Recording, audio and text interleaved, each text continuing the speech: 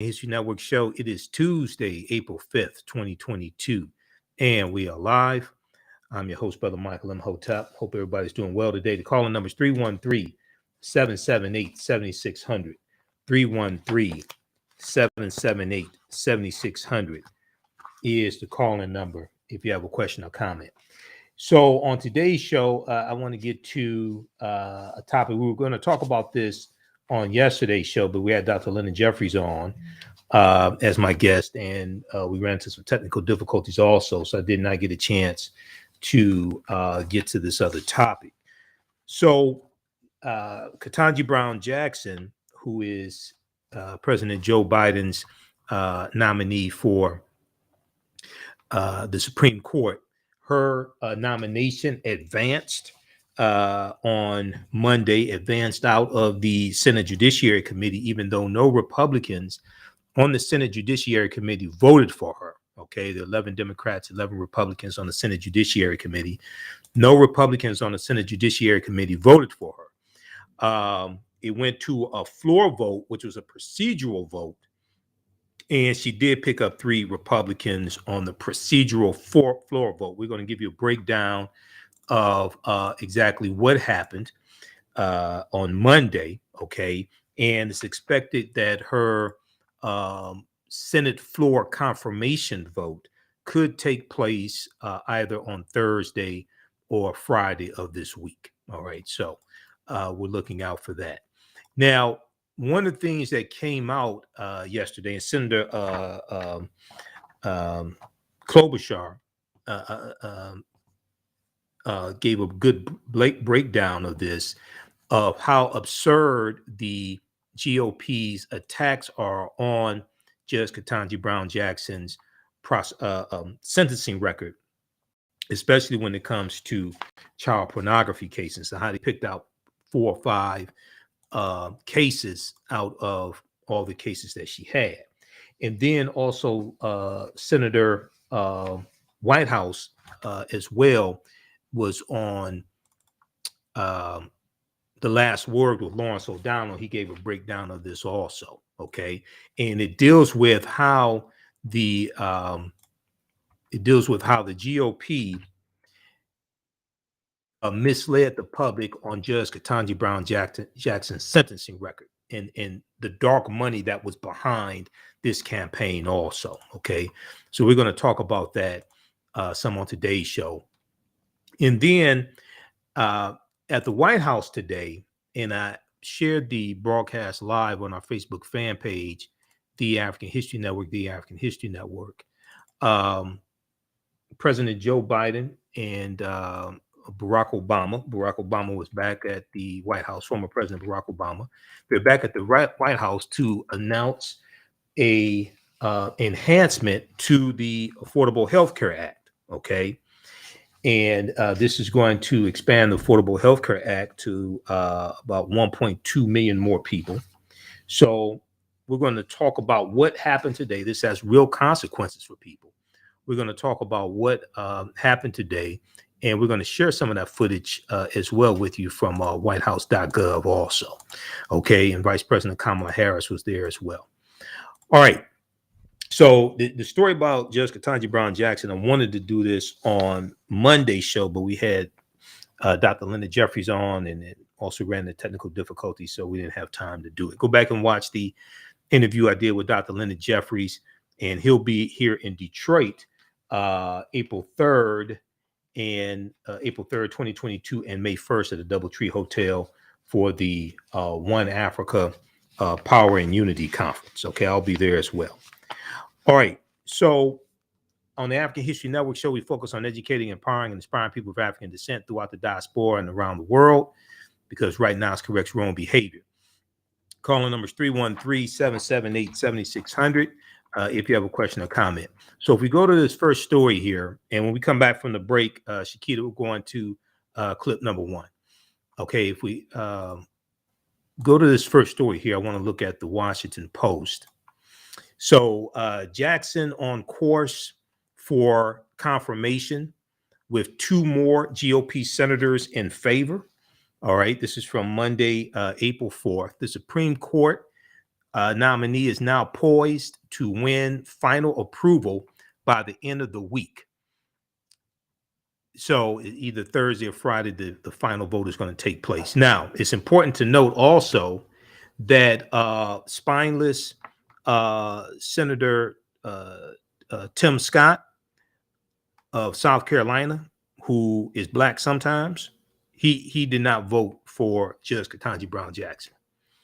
The Senate put Ketanji Brown Jackson on a clear track to be confirmed later this week as the Supreme Court's 116th justice and its first African-American woman, after 3 Republicans joined Democrats to advance her nomination in a Monday vote. So those 3 Democrats were, those 3 Republicans were Senator Mitt Romney of Utah, Senator Lisa Murkowski of Alaska, and Senator Susan Collins of Maine.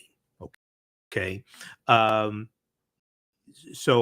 And Senator, they joined, the 2 joined Senator Susan Collins, who publicly backed the judge last month. All 50 members of the Democratic caucus also backed Judge Ketanji Brown Jackson, which was expected, including Senator Manchin and Sinema, who voted for her in June 2021 to put her on the U.S. Court of Appeals, D.C. Court of Appeals. Now, so the vote was 53-47 in the Senate. This was a procedural vote that had to be taken because in the Senate Judiciary Committee, the vote was deadlocked 11-11 along party lines. No Republicans in the Senate Judiciary Committee voted for her, which we should keep in mind when it comes to the November 2022 midterm elections, and also the 2024 elections as well. But the late-breaking support of the 2 GOP senators represented a minor triumph for President Joe Biden and congressional Democrats, who were eager to put a bipartisan stamp of approval on a nominee whom many Republicans had eagerly painted as a soft on crime leftist radical, which she is not. They just want to just totally smear her record, okay, for their own personal gains. After they voted for Brett Kavanaugh, after they voted for Amy Coney Barrett, and after they voted for Neil Gorsuch, all 3 much less qualified than Judge Ketanji Brown Jackson. Now, we're going to continue this on the other side of the break. We're going to let you hear some of what happened in the Senate Judiciary Committee on Monday. All right, you listen to the African History Network show. I'm Michael Imhotep. We'll be back in a few minutes. Okay, stand by. How's everybody doing? Share this broadcast on your social media platforms. Invite your friends to tune in.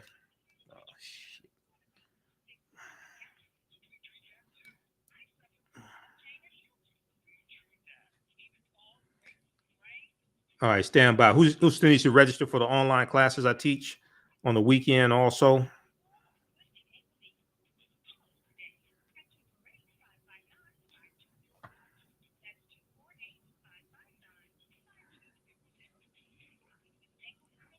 All right, back from break in 4 minutes.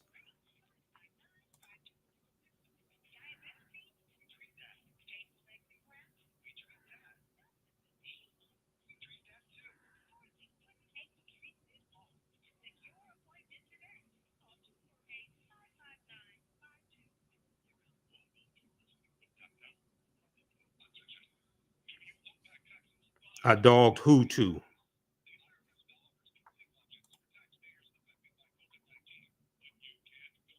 Erlene said, if I recall, you dogged her too. Who are you referring to?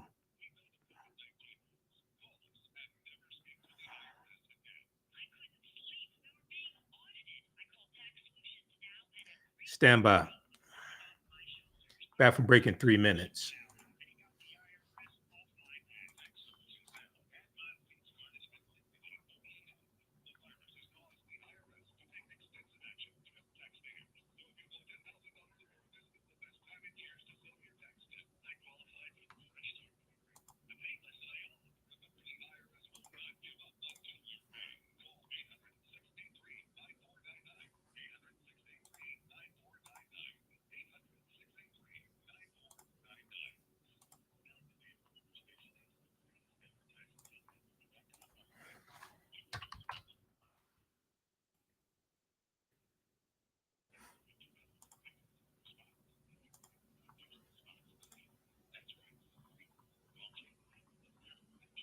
Bathroom break in 2 minutes.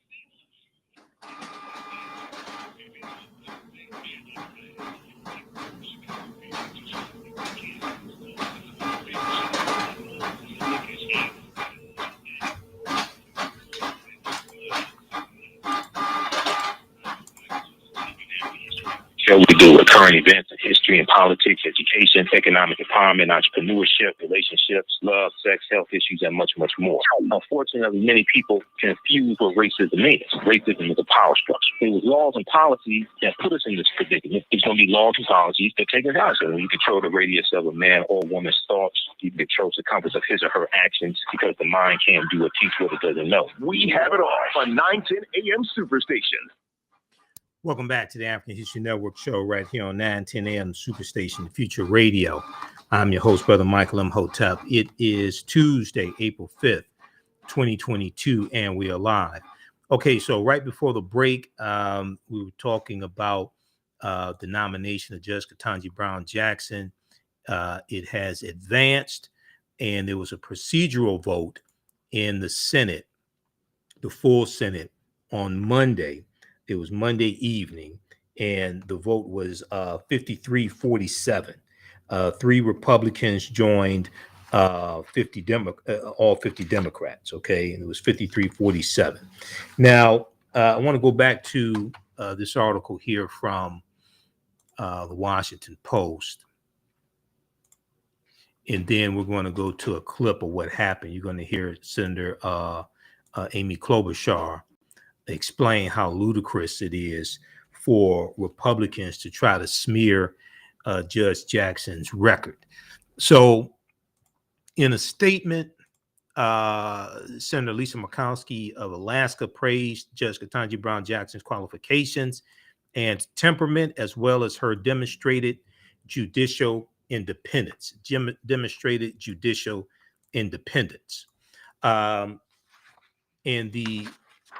And quote, the important perspective she would bring to the court as a former Supreme Court law clerk, federal public defender, trial judge, and now appeals court judge.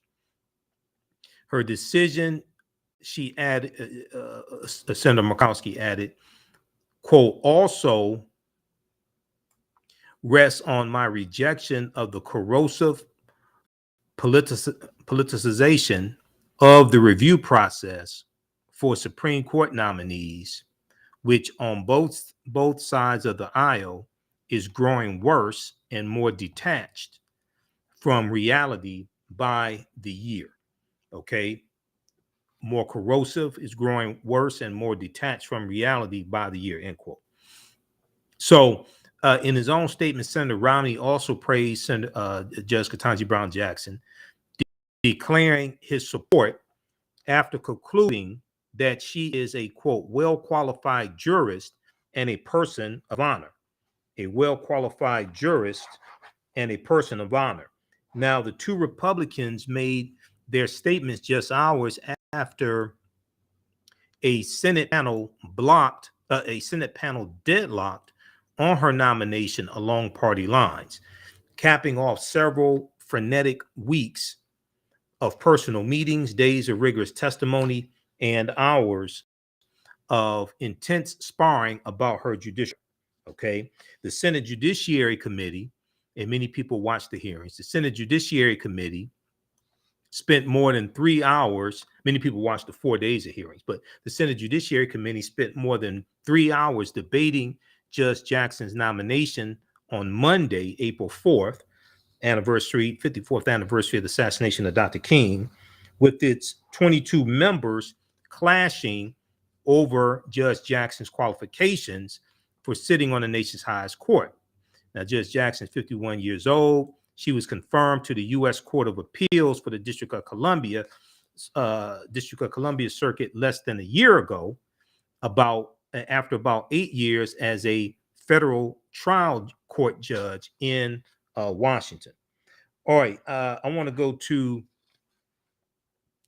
clip number one, Shakita. Now, this is from, let me go to this here. So the clip number one is from NBC News. Senate panel so this is what happened earlier in the day on Monday.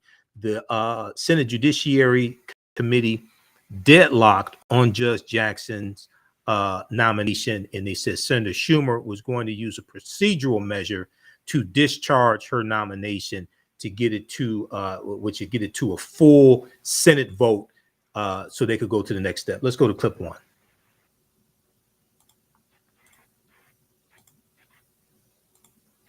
And in just the last hour or so, we learned the Senate Judiciary Committee is deadlocked in a tie vote on whether or not to recommend Judge Ketanji Brown Jackson to the Supreme Court. This is not an unexpected result here. You've got every single Republican on the Senate Judiciary Committee voting for her, every single Democrat voting for her, every single Republican voting against her.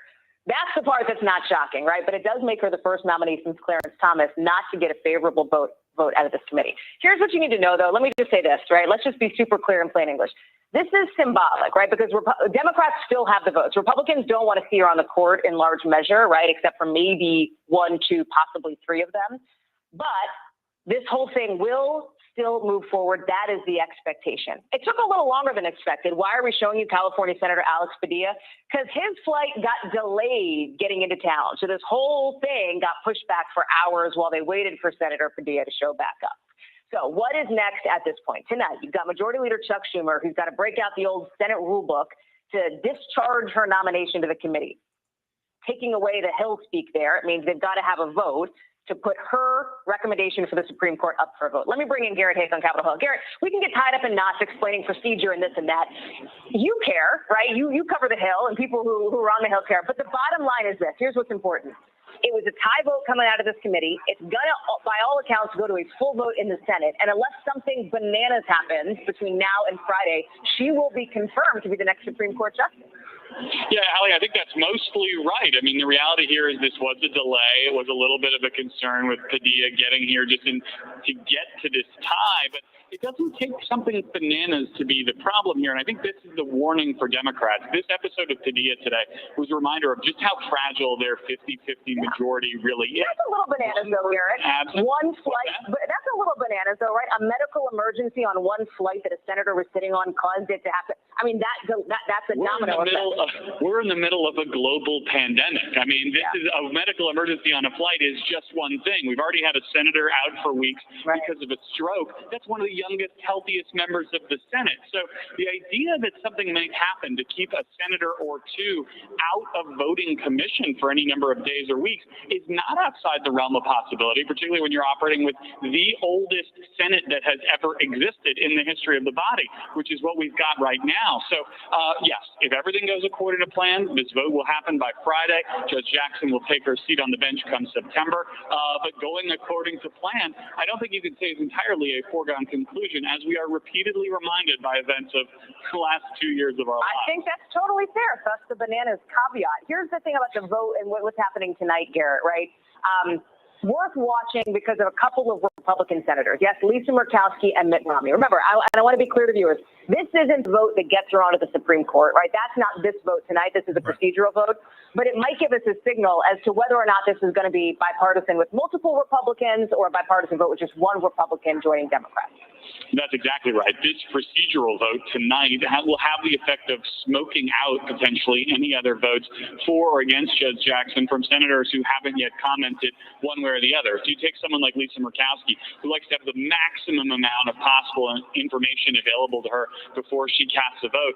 She would probably prefer to wait till Friday to come out and make her decision, or at least make it publicly known. But as of tonight, she's going to have to decide at least on this procedural vote. Now, any one of these senators could try to be, too cute by half and vote for the process against the nominee after the fact. That's not how Murkowski tends to operate. It's not how Mitt Romney tends to operate. Those are the two I'm now watching most closely to have to make a decision today they would have rather made later this week. Okay, pause it right there. All right, so that was from early in the day on Monday when the Senate Judiciary Committee deadlocked. All right. We're going to clip 2 in just a second, Shakita. Clip 2 from MSNBC from the Radio Maddow show. Okay, so then it went to the full Senate vote for procedural vote, as we said, and the vote was 53-47 for her nomination to proceed. Now, they talked about Senator Padilla of California. Okay, there was an issue with his plane, and his plane had to turn around. Okay, I think there was a medical emergency on his plane. His plane had to turn around. He had to catch another flight, so he was delayed. All right. The Judiciary Committee vote was delayed for several hours, and we can look at the reporting here from NBC News also. If we look at this piece from NBC News, let me flip over to this. See, this is why in midterm elections, Democrats have to pick up more seats in the Senate. A 50-50 Senate, too many things can happen. Okay, just a few weeks ago, Senator Ben Ray Lawan of New Mexico had a stroke, and he was hospitalized. He was out of the Senate recovering from a stroke. In the Senate, you can't vote by proxy, meaning you can't vote remotely. You have to be present in the Senate to vote. Therefore, he could not vote in the Senate. Okay, he was out for, I think, about 6 weeks. He's back now. He was out for about 6 weeks.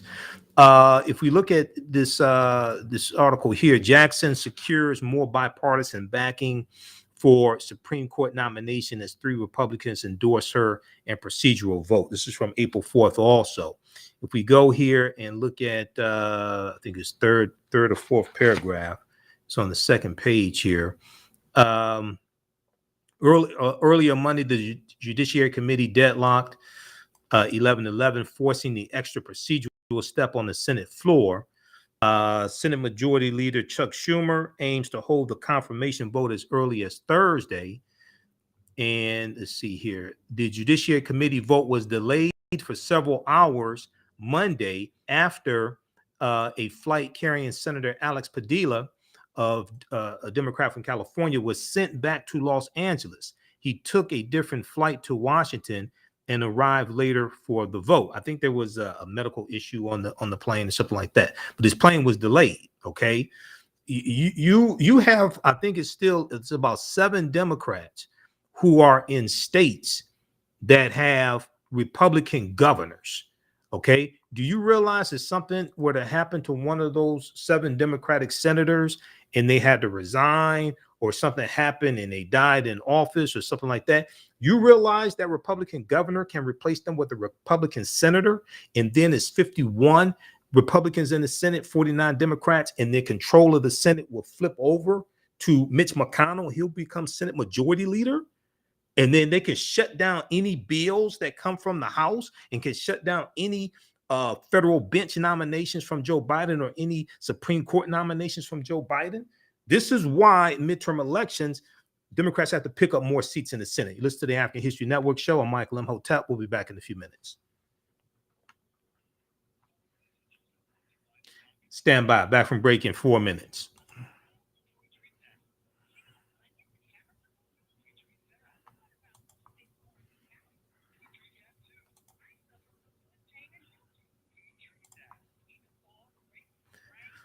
Okay, we'll continue this on the other side of the break. We're going to get into how the GOP misled the public on Judge Ketanji Brown Jackson's record, also her sentencing record.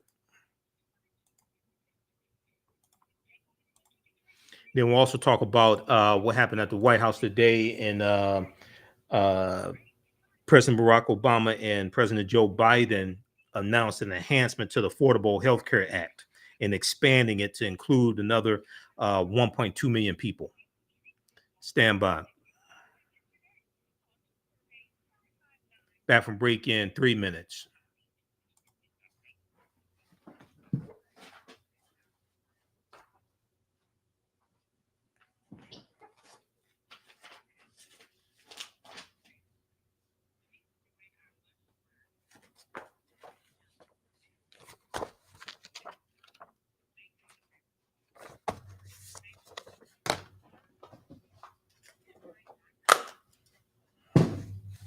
Stand by. Okay. You can still register for the online classes I teach on Saturdays and Sundays. Hold on. And basically all the content now is archived, so you can go back and watch it anytime. As soon as you register, there's 9 weeks of classes there that you can watch. Ancient Kemet, the Moors, and the Maafa, understanding the transatlantic slave trade, what they didn't teach you in school. And from the Civil War to the Civil Rights Movement and Black Power, 1865 to 1968.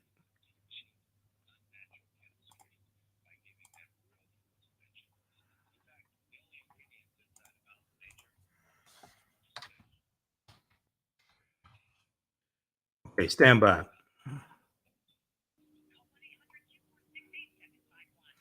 So the class is on sale, $60, regularly $130. And we have a bundle pack where you can register for both classes for $100. You still have full access to the class even after class is over with. Okay, second class is from the Civil War to the Civil Rights Movement and Black Power, 1865 to 1968.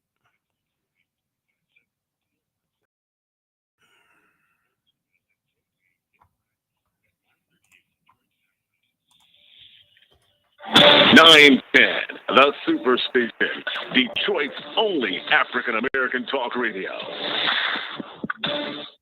Welcome back to the African History Network show right here on 910 AM, the Superstation, the Future Radio. I'm your host, Brother Michael Imhotep. All right, it is Tuesday, April 5th, 2022. I want to remind you, you can register for the online classes, online history classes that I teach. And these are 10-week online classes. And actually, as soon as you register, 9 weeks of classes archive that you can already start watching. You don't have to worry about joining us in class at a certain time. And once you register for the class, even a year from now, you'll still have full access to the course. You can still watch it. So Ancient Kemet, the Moors, and the Maafa, understanding the transatlantic slave trade, what they didn't teach you in school. And we have a session, a live session I'll be doing Saturday, April 9th, 2 p.m. to 4 p.m. Eastern Standard Time of the class. You can join us live or watch it on demand. The class is regularly $130, is on sale $60. I do a PowerPoint presentation. We have book references, articles, video clips. We deal with thousands of years of history and what leads up to the transatlantic slave trade taking place. We go through and analyze the transatlantic slave trade also. We also deal with the 800-year occupation of Europe by the Africans known as the Moors, and deal with the Moors taking the teachings from ancient Kemet, ancient Egypt, and the Nile Valley region of Africa into Europe and bringing Europe out of the Dark Ages. All right, and we also have a bundle pack. You can register for both classes that I teach, because the second one is on Sundays, 2 p.m. to 4 p.m. from the Civil War to the Civil Rights Movement and Black Power, 1865 to 1968. We have a bundle pack. You can register for both classes for $100. That's a $260 value. If you've taken any of my online classes in the past, email me at AHNShow@AfricanHistoryNetwork.com, AHNShow@AfricanHistoryNetwork.com. You get a 50% discount. All right, I want to go back to our lead story here, dealing with Judge Ketanji Brown Jackson. Her nomination advanced on Monday. And we had a jam-packed show with Dr. Leonard Jeffries on Monday. We did not get a chance to get to this. So right before the break, I was talking about this article from NBC News as well. And the vote in the Senate Judiciary Committee was delayed because Senator Alex Padilla's plane was delayed also. And we know that it was 11-11 deadlock in the Senate Judiciary Committee. Now, most Republicans said they could not support. We're going to clip 2, Shakita. Most Republicans said they could not support Judge Jackson because of her judicial philosophy. Some also criticized her sentencing record in child exploitation cases. Senator Lisa Murkowski, speaking with reporters after the procedural vote on the Senate floor that was 53-47, Senator Lisa Murkowski called the Supreme Court confirmation process just awful, and acknowledged that her vote might lead to political repercussions in the primary for her reelection bid this year. She's up for reelection November 2022. She's Senator Lisa Murkowski said, I assume I have assumed a level of risk in doing this because it is a position that my conference has not taken. We're so divided now. We are to that point where it's almost automatic.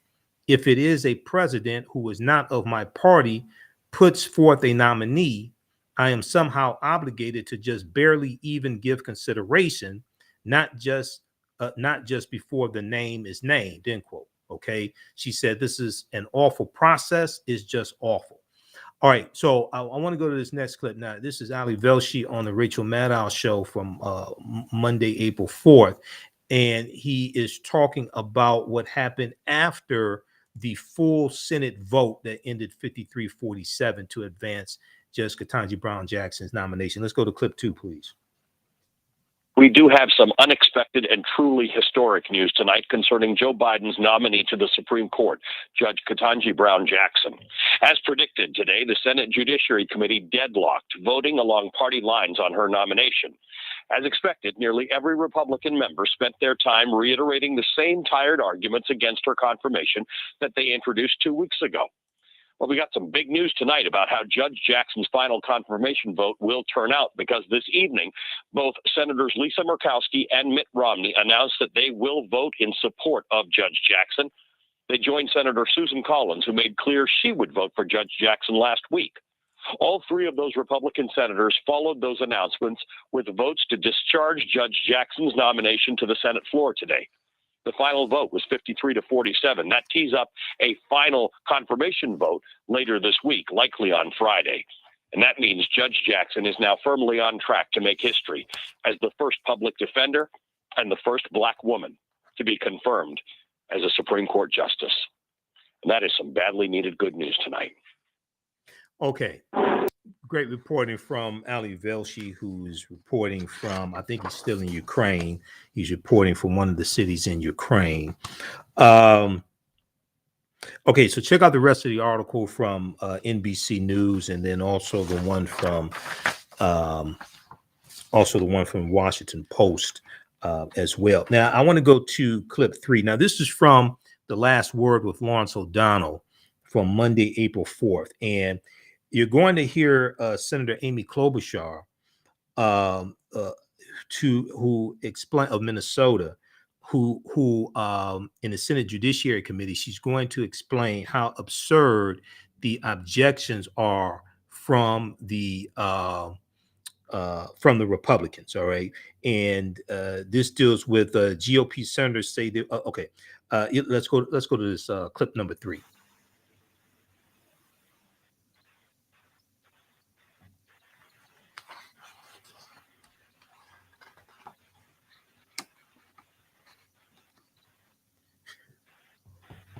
All right. Clip 3 is the podcast of The Last Word. Just started from the beginning. You're also going to hear Install buildings. Does quality of life sound like an oxymoron? If you wish work from home was more about home, then Ohio is for you. That's an ad. Ohio has a business-friendly climate. All right. Just let me know when it's queued up. Okay. All right, so we'll go to that in just a second. And then after the break, we're going to talk about what happened at the White House today as well with the Affordable Health Care Act. And President Barack Obama was back at the White House to announce an enhancement to the Affordable Health Care Act. Do we have clip 3 queued up? Buildings. Does quality of life sound like an oxymoron? If you wish work from home was more about home, then Ohio is for you. All right. Ohio has a business-friendly climate. The 0% taxes on corporate income, R&D investments, and goods sold out of state. All right. That's the last word from Lawrence O'Donnell. That's the podcast I sent you. Just let me know when you have it queued up. Just send me a text message. All right, let's continue here. So Senator Sheldon Whitehouse also was on the last word yesterday. And one of the things he talked about, if you have clip 4 queued up, we'll go to clip 4 and come back to clip number 3.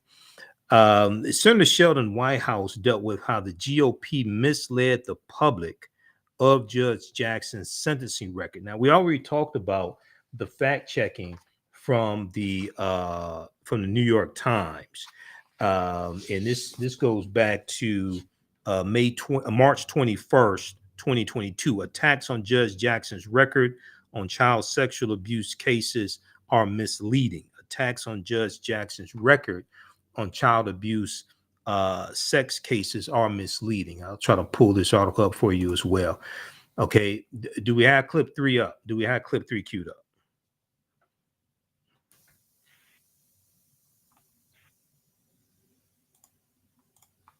Okay. All right. Let's just go to commercial break. Listen to the African History Network show right here on 910 AM Superstation Future Radio. I'm Michael Imhotep. We'll be back in a few minutes.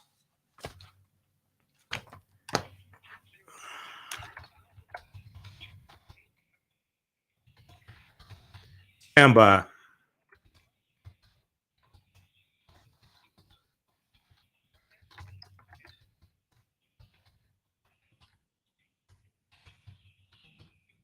Bathroom break. 4 minutes.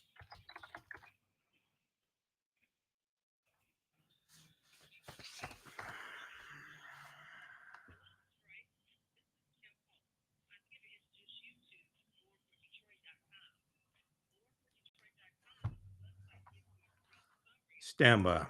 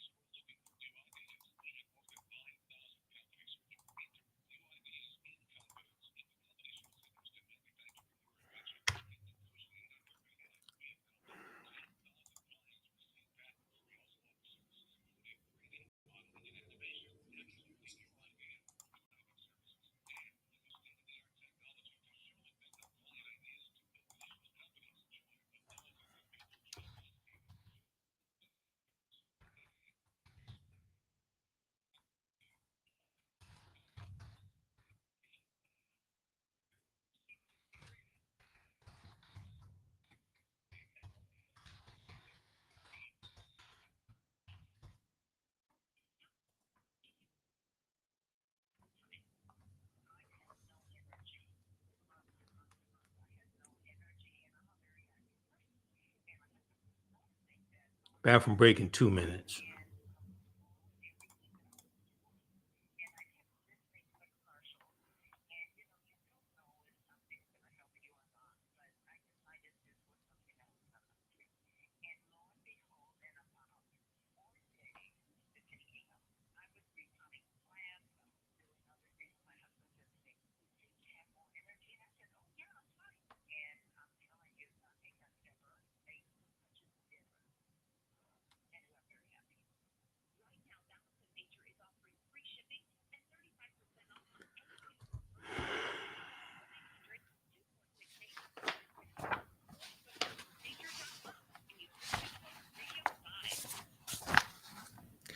Welcome back to the African History Network show right here on 910 AM Superstation, the Future Radio. All right. So right before the break, I was talking about this article here from the New York Times. And we talked about this back right around March 21st when it came out. It came out March 21st, 2022. Fact check: attacks on Judge Jackson's record on child sexual abuse cases are misleading. All right. And this is by Linda Q. Republican lawmakers criticizing the Supreme Court nominee have taken a judge's remarks and sentencing decisions out of context, distorting her record. Okay, so I want to go back to try this again. Do we have clip number 3 queued up now? This is from The Last Word with Lawrence O'Donnell. Do you like low taxes more than tall buildings? Does quality of life sound like an oxymoron? Do you wish work from home was more about home? Then Ohio is for you. Ohio has a business-friendly climate. Okay, let me know when it gets past the ad. I don't know why it's playing the ad because it doesn't play it on my end. The play button is at the top of the play button is at the. All right. Raised today and in the confirmation hearings involves issues that were already part of Judge Jackson's record a year ago when Lindsey Graham voted for her. What didn't bother Lindsey Graham at all 1 year ago became the reasons to vote against Judge Ketanji Brown Jackson this time. Our first guest tonight will explain how that happened, how mysteriously funded right-wing organizations mounted a campaign against President Biden's first Supreme Court nominee and delivered talking points to the Republican members of the Judiciary Committee, including Lindsey Graham, for them to use against a judge who Lindsey Graham voted for a year ago.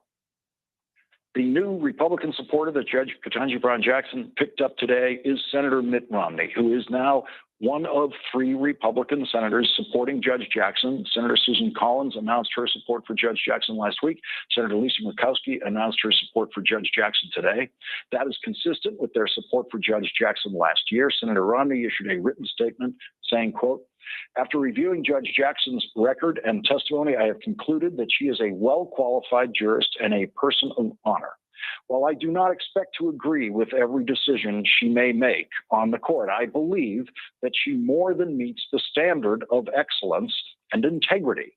I congratulate Judge Jackson on her expected confirmation and look forward to her continued service to our nation." Now, that is the kind of statement, almost word for word, that over 90 senators used to make, sometimes 100, when Supreme Court confirmations were not the partisan circus that they have become. Once again today, before the committee vote, Senator Cruz and Senator Hawley spent their time saying that they thought the prison sentences that Judge Jackson gave for possession of child pornography in just a few cases should have been longer sentences. Republicans used hours of confirmation hearing time on this talking point, which was not something that any of them mentioned 1 year ago when Judge Jackson went through the confirmation process. Today, in less than a minute, Senator Amy Klobuchar offered a full rebuttal to the Republican talking points.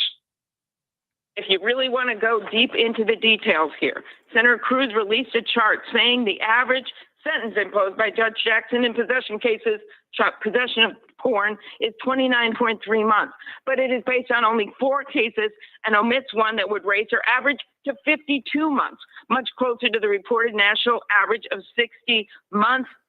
And if you were considering all of her non-production cases, possession, receipt, distribution of pornography, and yes, as a former prosecutor, I know these differences, the average sentence imposed was 65 months. I literally cannot even believe that I'm going into these details, but I am.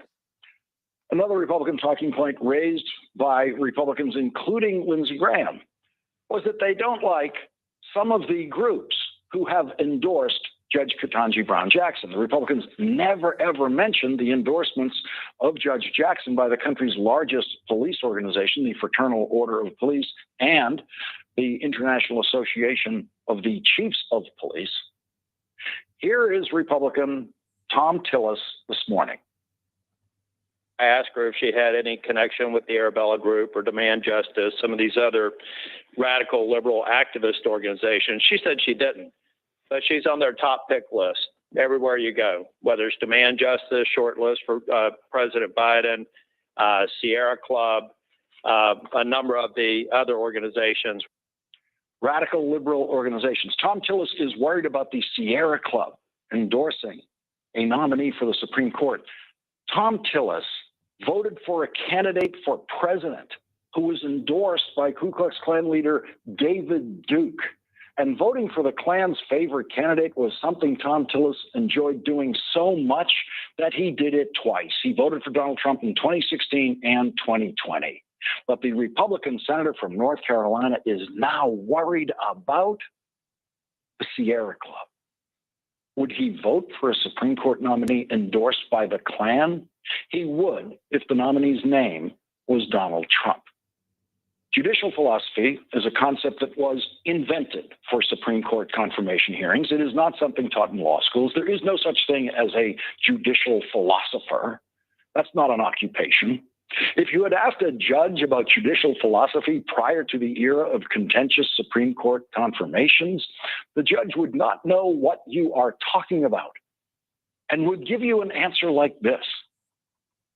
Over the course of my almost decade on the bench, I have developed a methodology that I use in order to ensure that I am ruling impartially and that I am adhering to the limits on my judicial authority.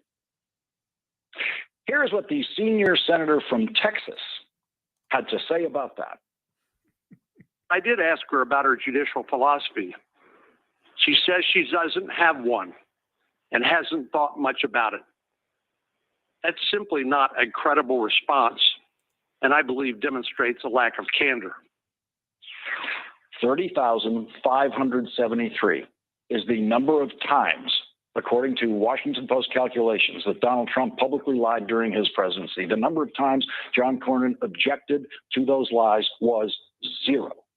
John Cornyn happily voted for a pathological liar for president twice. And then he came to the Judiciary Committee this morning to accuse Judge Ketanji Brown Jackson of lying under oath. And his accusation was about the intellectually vacuous concept of judicial philosophy. Senator Cornyn's comments were followed by Senator Sheldon Whitehouse. Okay, pause it right there.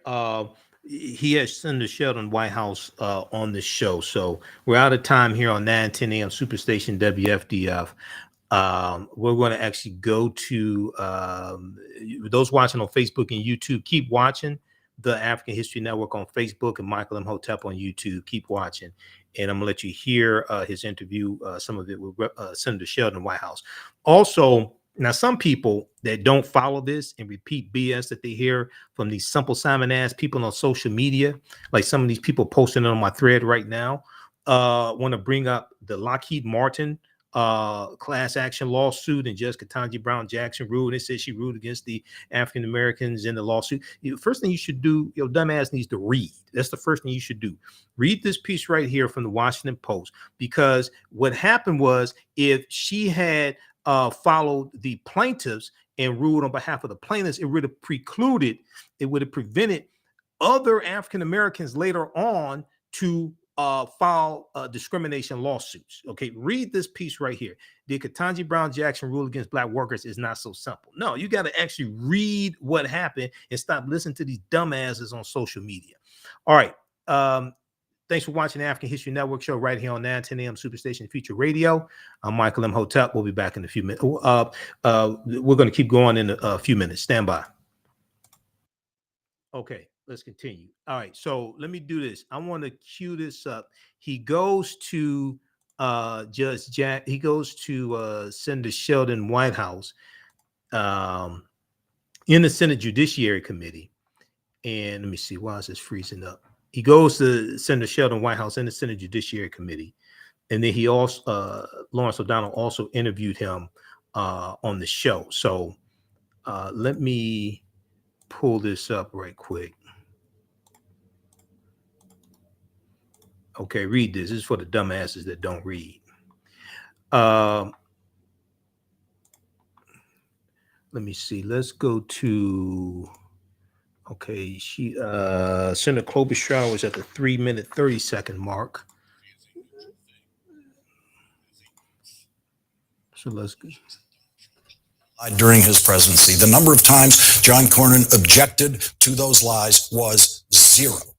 John Cornyn happily voted for a pathological liar for president twice. And then he came to the Judiciary Committee this morning to accuse Judge Ketanji Brown Jackson of lying under oath. And his accusation was about the intellectually vacuous concept of judicial philosophy. Senator Cornyn's comments were followed by Senator Sheldon Whitehouse. Well, let's not pretend that a judicial philosophy is a neutral thing. It is a tool. And when a judge says he or she has one, it's worth looking into. But that doesn't mean you have to have one. Leading off our discussion tonight is Democratic Senator Sheldon Whitehouse of Rhode Island. He is a member of the Senate Judiciary Committee. Senator Whitehouse, thank you very much for joining us tonight. I've been very eager to talk to you about so many things about this confirmation, including, of course, the most overused two words in any confirmation hearing, judicial philosophy.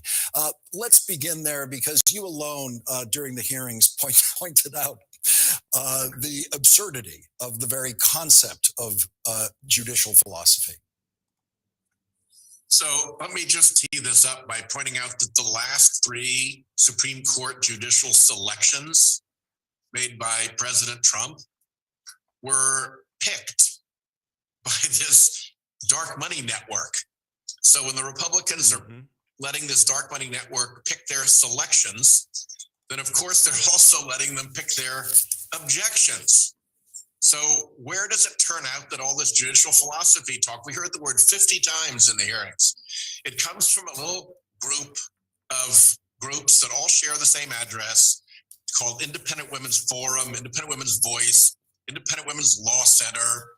It's very attached to Leonard Leo, who's done all the judge picking, and his pair of front groups, 85 Fund and Concord Fund, which are funded by the Kochs and their foundations and the Bradley Foundation. And it was run by a Koch lobbyist for years, while she also ran Americans for Prosperity, the big Koch brothers political mothership. And surprise, surprise, in one of these organizations, you will find none other than Senator Hawley's spouse working. And they directed everyone, actually before Judge Jackson was even named, it is important that you focus not on the selection process or on the nominees' paper qualifications, but rather on the need to learn more about the nominees, and this is italics and bold, judicial philosophy. So that comes straight out of swamp, dark money talking points. And you see the same thing with the sexual predators angle on her child pornography sentencing. That came out of another front group with all sorts of creepy ties, including to the legendary Cleta Mitchell. And the guy who runs that one was Ted Cruz's Oppo guy in Cruz for President. You've got Hawley and Cruz who are saying these things with like family members and staff feeding stuff to them from these dark money groups. If it weren't so sickening, it would be funny. And let's go to that point about the possession of child pornography cases. This is a very simple objection to state, if you have it, as a member of the committee, to say there are three, in some cases, some point to four, child pornography cases where I wish the prison sentences you gave, because you did give prison sentences in all of them, I wish those prison sentences were longer. Now, that's how long it takes to state that. They spent hours doing it, and you showed very clearly at the committee that the reason this never came up a year ago at her last confirmation process for the Circuit Court of Appeals was because the dark money world had not put together this file for them to hand to them. Yep. I mean, you actually think Ted Cruz was running around in that elementary school library, pulling books off shelves, looking for something offensive? No, this stuff gets fed to them. And in this case, it was his old Oppo guy who was doing some of the research. And this was enough to flip Lindsey Graham, who a year ago, when all of these issues were present, because all the issues they're talking about happened when she was at the trial court, and not, I didn't hear, correct me if I'm wrong, in all of the hours of hearings, I did not hear one mention of a single thing she has done as an appeals court judge that was raised by a Republican as an objection in this proceeding? No, I mean, the focus was entirely on the child porn thing. They were obsessed with the child porn thing. And they really misled the public about what was going on in all of that, because their points were that she sentenced below the sentencing guidelines. Well, you can ask essentially any federal judge, the two worst sentencing guidelines are the crack versus powder cocaine disparity and this one. So it's absolutely common for judges to sentence below it because it hasn't been adapted for the internet age. And the second thing that they do is they pretend that the government is the only entity in the room. In sentencing, you've got the government and you've got the defense counsel, who a judge has an obligation to listen to and treat seriously. And you've got the probation department, an arm of the court, making its own sentencing recommendation. And they rather conveniently left out all of that and argued that she was sentencing below what the government recommended. Well, the government customarily makes the harshest recommendation, so that's no surprise either. So they set up a false frame into which to put her decisions in order to make them look like they were extraordinary when they're not. The hearing that was held after Judge Jackson was finished, there was a separate hearing about qualifications. The American Bar Association group testified, had the unanimous, fully qualified endorsement from them. Yep. And then there was this golden moment actually provided in your questioning of one of the witnesses who the Republicans called in the hearing that was about the judge's qualifications. This witness did not say a single thing about her qualifications. They were just generalities against, I guess, his concept of liberal judges. And I just want to let the audience see this one more time. We ran it that night, but let's take a look at it now. What happened with this witness and this witness's credibility when Senator Whitehouse had his chance? Is Joseph R. Biden of Delaware the duly elected and lawfully serving president of the United States of America? He is the president of this country. Is he the duly elected and lawfully serving president of the United States? He is the president of our country. Are you answering that omitting the language duly elected and lawfully serving purposefully? I'm answering the question. He is the president of the United States. And you have no view as to whether he was duly elected or is lawfully serving? I'm telling you, he's the president of the United States. No further questions. Senator Whitehouse, a moment like we have never had in the history of Supreme Court confirmations. They had some beauties out for that. Really astonishing, the people they dragged in for the witnesses. Usually it's a pretty distinguished panel. And going forward, there's Judge Jackson's future in the Supreme Court is secured. There are now questions about Clarence Thomas's future on the Supreme Court and what cases he should be recusing himself from, given what we now know about his wife's communication with the White House involving January 6th. Should, at minimum, Judge Thomas recuse himself from all January 6th cases? He should. And Chairman Hank Johnson of the House Judiciary Court Subcommittee, who's my colleague on the House side, and I together sent a letter to Justice Roberts asking him to apply his forces of persuasion to make sure that that happens.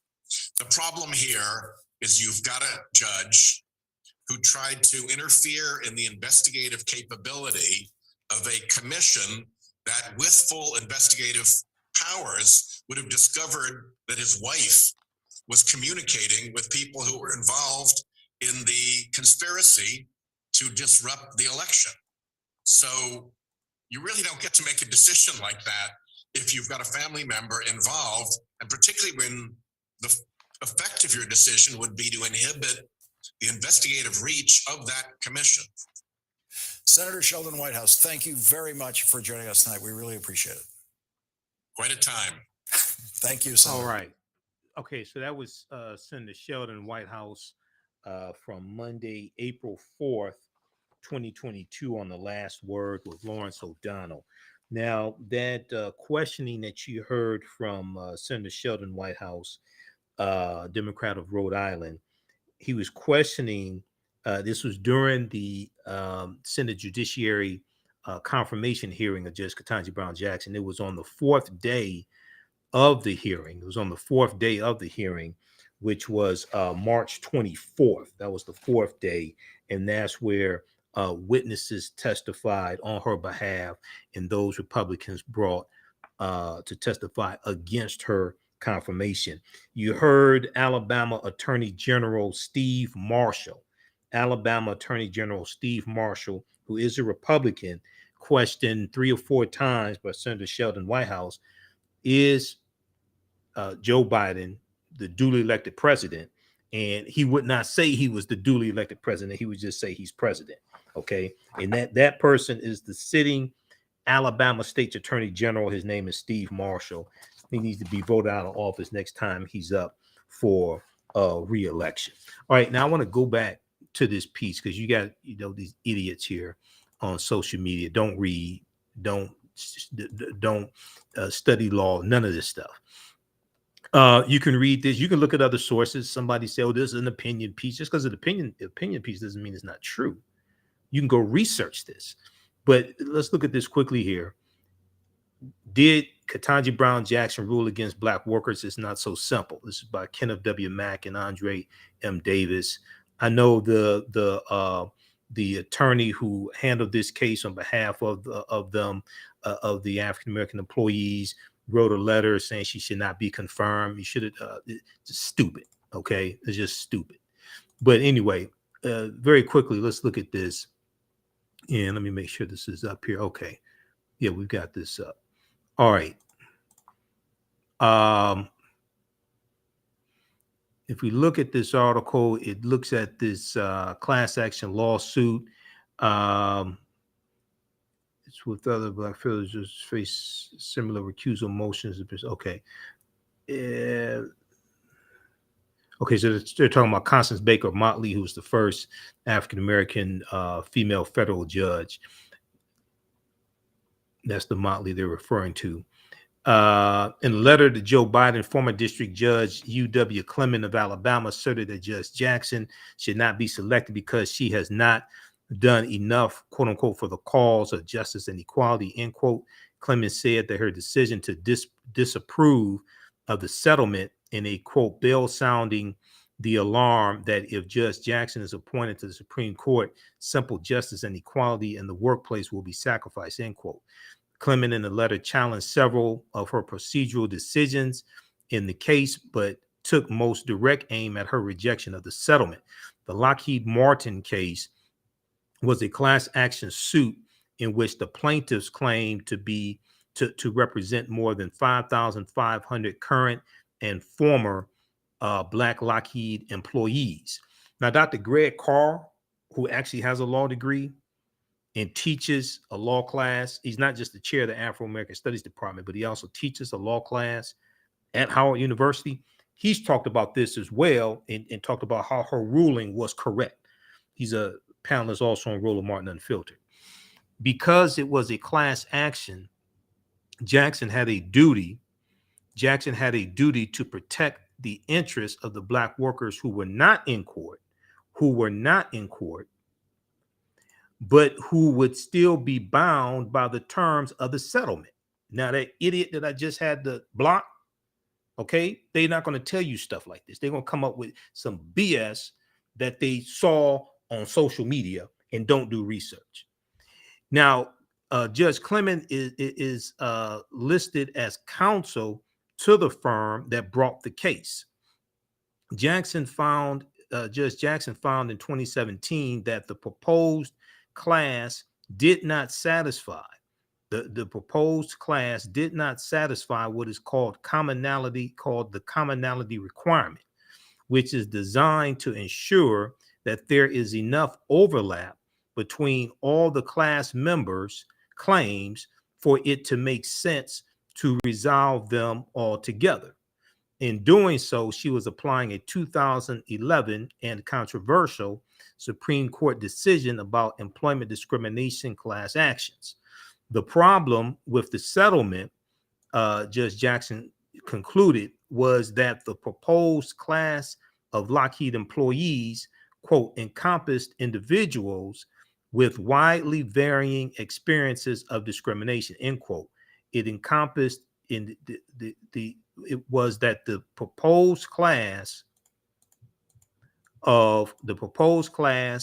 of Lockheed employees encompassed individuals with widely varying experiences of discrimination. Judge Jackson also ruled that the proposed settlement was not fair, reasonable, and adequate because many African American employees would be abandoning potential discrimination claims without knowing what they were giving up and what monetary compensation or other relief they were likely to get in return. Now, this is something the dumbasses are not going to tell you because they don't do research. And my mom watches the show. She doesn't like me cussing, but I think she'll approve of me saying this here.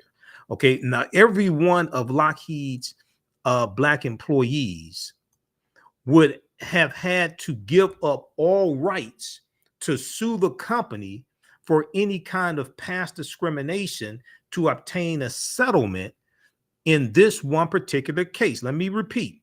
Every one of Lockheed's African-American employees would have had to give up all rights to sue the company. Subsequent lawsuits would have had to give up all rights to sue the company for any kind of past discrimination to obtain a settlement in this one particular case, which challenged one particular employment practice of the company. Judge Jackson believed that trade-off was unfair. Does this indicate that Judge Jackson is biased against or for Black plaintiffs or claims of workplace discrimination? At worst, Judge Jackson seems to have been protecting one group of Black Lockheed employees from having their interests sacrificed for those of another group of Black employees.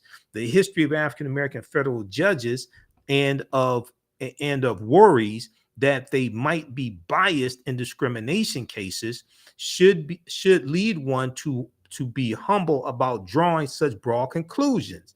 But simple Simon-ass people don't do that, okay? Because they don't do research. They just run off at the mouth, repeat stuff they see in memes and all this. It's just a whole echo chamber of Black stupidity floating around on social media.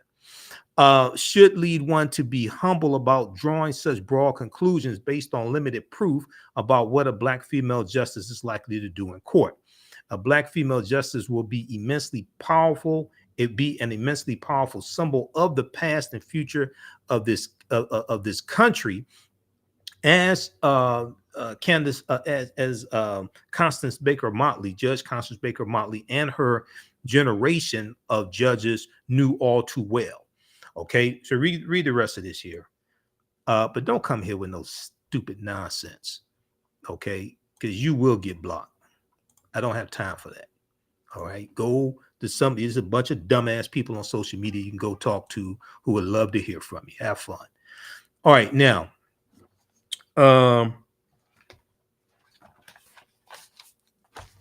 okay, I want to go to what happened at the White House today, and then I have to get out of here because I have a lot of work to do. Also, if you like this type of information, you can support the African History Network, $ the AHN Show through Cash App, $ the AHN Show through Cash App, also through PayPal, paypal.me/the AHN Show, paypal.me/the AHN Show. We're here 6 days a week. We're celebrating our 12th year anniversary of me broadcasting the African History Network show. This helps us keep doing the research, stay on the air, keep broadcasting. So you can register for the online classes that I teach also. That helps as well. But you can support us, $ the AHN Show through Cash App, and also through PayPal, paypal.me/the AHN Show. We have the information here at our website, AfricanHistoryNetwork.com. This helps us keep doing the research, stay on the air, keep broadcasting, pay some of the bills, because it's not easy doing this research. It's very time consuming. We're celebrating our 12th year anniversary. I first broadcasted the African History Network show, March 10th, 2010. And we're on Monday through Friday, 11 p.m. to midnight Eastern Standard Time, Sundays, 9 p.m. to 11 p.m. on 10 a.m. Superstation WFDF. So maybe in a month, they're opening back up the station. They said May 22nd, I think, because we've been broadcasting from home due to COVID. So maybe on Sundays, I'll be back in the radio station as opposed to broadcasting from home. We'll see. But and you can download the iHeartRadio app also. And you can download the iHeartRadio app as well and search for the African History Network show. Okay. All right. Now,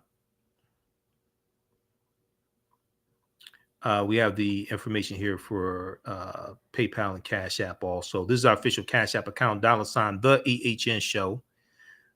And when you go to it, it says Michael and shows my picture there. These other ones here are fake African History Network Cash App accounts. We have the link here also. You can click on it, and we have the PayPal button as well. The online classes that I teach, a lot of the content is on demand. So as soon as you register, there's 9 weeks of content you can watch. Ancient Kemet, the Moors, and the Maafa, understanding the transatlantic slave trade, what they didn't teach you in school. And Kemet's one of the original names for Egypt. Ancient Kemet, the Moors, and the Maafa, understanding the transatlantic slave trade, what they didn't teach you in school. And from the Civil War to the Civil Rights Movement and Black Power, 1865 to 1968. Okay, so those classes on sale, $60, regularly $130.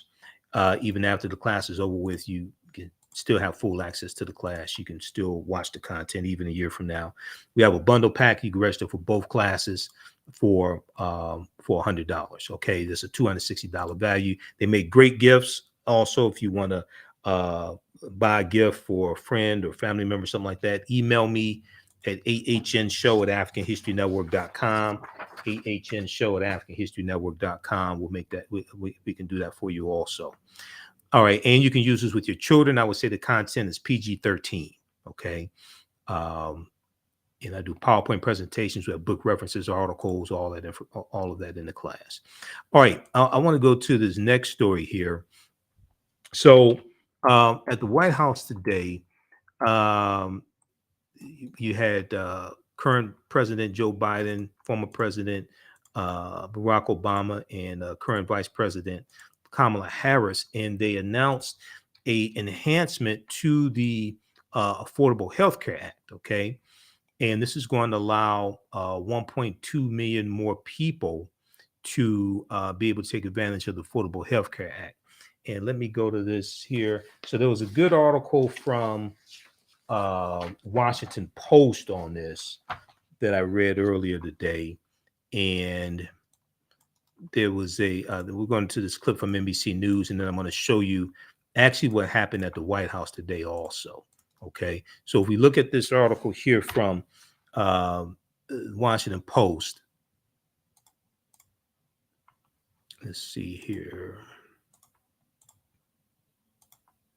With Obama looking on, White House to open ACA, American Care Act, plans to more families. Okay. And this is from April 4th to where they updated it today. It's from April 4th. They updated it today, April 5th. President Joe Biden announced Tuesday that his administration is making a tweak to federal rules long sought by advocates that would allow millions of additional families to buy health plans through the insurance markets created by the Affordable Care Act. Now, this announcement represents Biden's latest effort to use the ACA as the main fulcrum for his goal of making health insurance more affordable, available and affordable to American consumers. In a piece of political theater to symbolize the point, the current president was accompanied during an East Room event by former President Barack Obama, who was in office when the sweeping healthcare law passed a dozen years ago. For President Obama, it was his first return. It was his first return visit to the White House since he moved out in 2017, January 2017, after 2 terms with Biden as his vice president. Okay, now I want to go to, let me see. Okay, so we'll pull this up here. This is from NBC Nightly News because I had it queued up at the radio station, but since we're only on for 1 hour, I have to operate the boards here on this end, so we'll queue that up also. Okay, so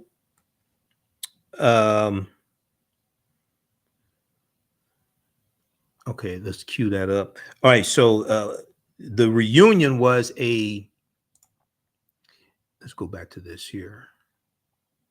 So the reunion was a Democratic tribute to a law that remains politically polarizing a dozen years after its passage, and a self-congratulatory moment by the 44th and 46th presidents for their respective efforts to alter the nation's healthcare system. Okay, let's see. I think we have this queued up now. All right, let's go to this clip.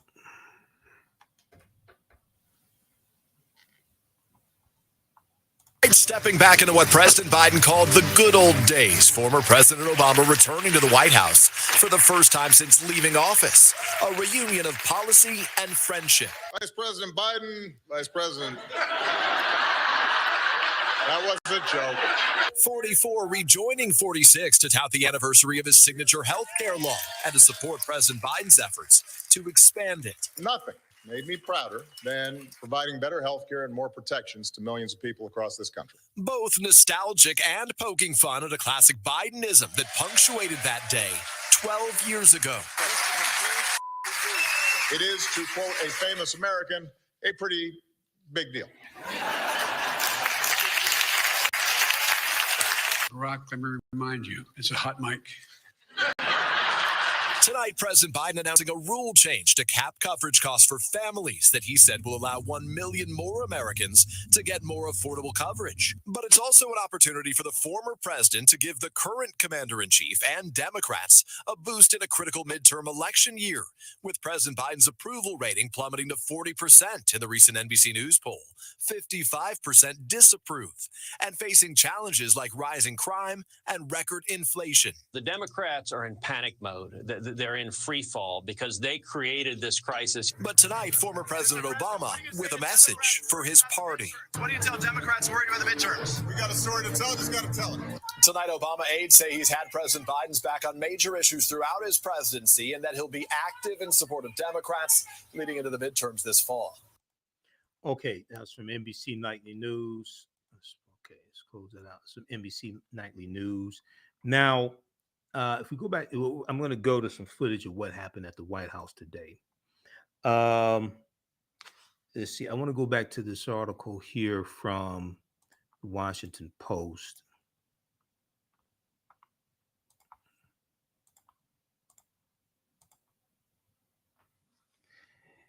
All right. So if we scroll down right here.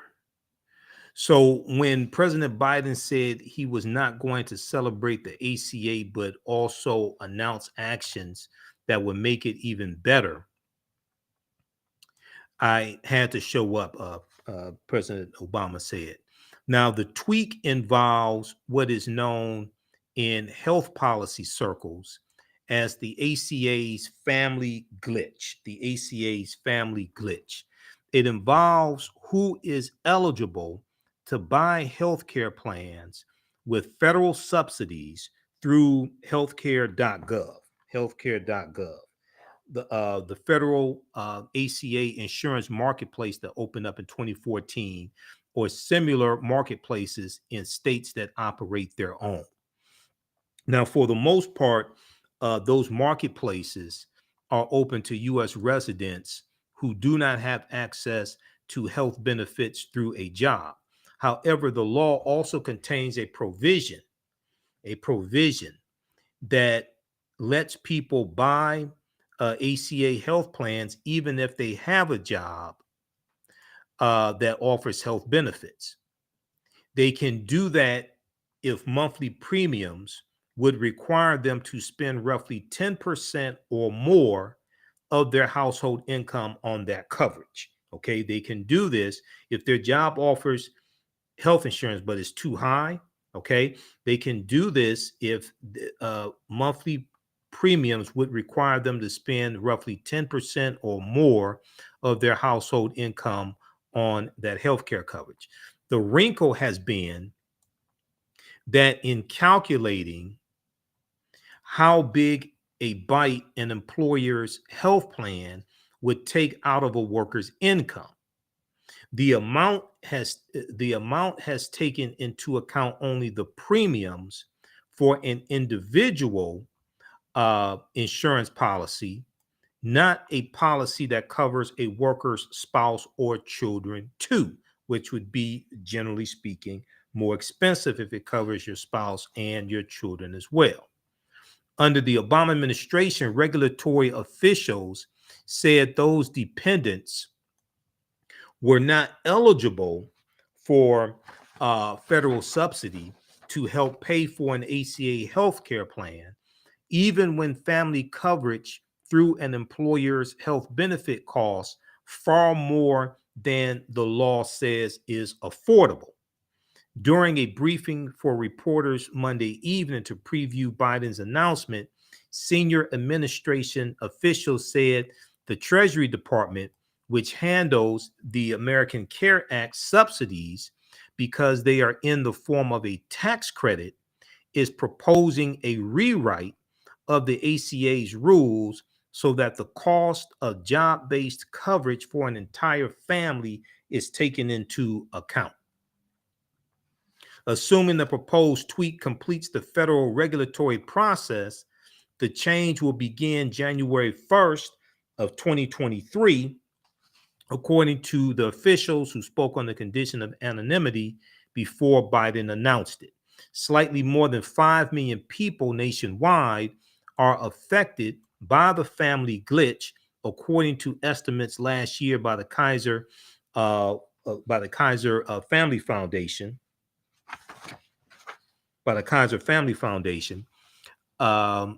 According to which is a health policy research group.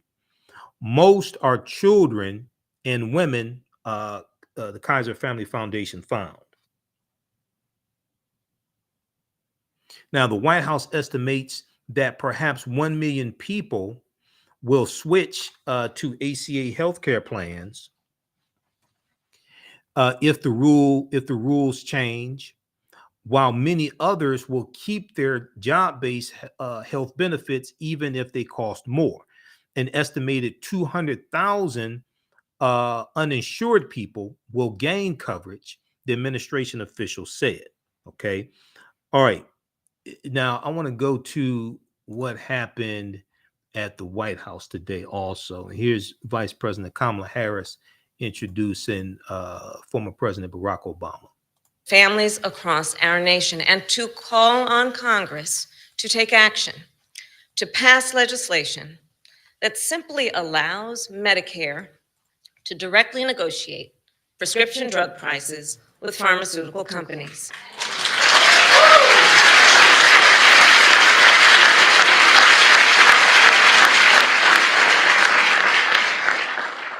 And if there's any question why, I'll explain. More than 60 million Americans are enrolled in Medicare. That would give Medicare significant bargaining power to negotiate prices for all those Americans. So instead of forcing individual patients to negotiate by themselves, to require them to pay whatever price the drug companies set, they would have that kind of representation to stand there with their fellow Americans and negotiate those prices so that they would just simply be fair. So today we also call on Congress to make permanent the ACA subsidies that are included in the American Rescue Plan.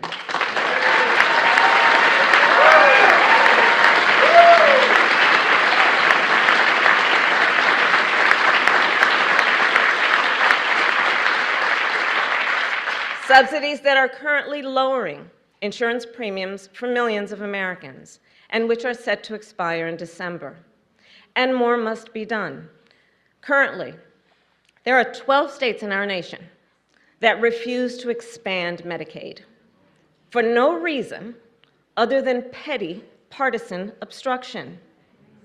As a result, 4 million people in our country are locked out of coverage. And that comes at a cost. For example, women who do not have health care coverage and are therefore less likely to have access during pregnancy or before or after to pelvic exams or vaccinations, prenatal checkups, postpartum, depression screenings, and all the other essential care they need to be safe and healthy before, during, and after birth.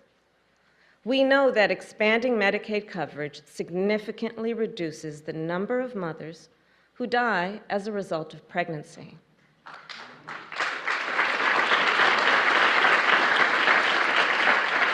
So the sooner coverage is expanded in those 12 states, the more lives we will save. Protecting the health and well-being of the people of our nation should not be a partisan issue. Every person in our nation should be able to access and afford the health care they need to thrive, not as a privilege, but as a right. And that is why our administration will continue to use every tool at our disposal to strengthen the ACA. And with that,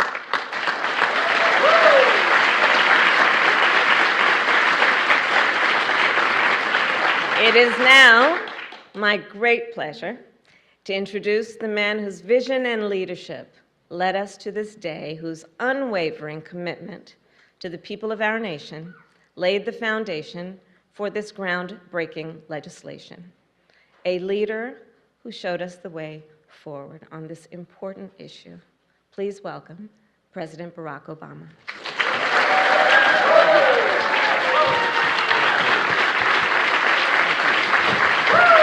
Thank you.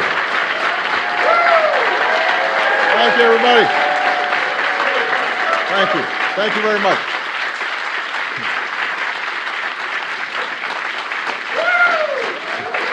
Thank you, everybody. Have a seat. Have a seat. Thank you. Vice President Biden, Vice President. That was a joke.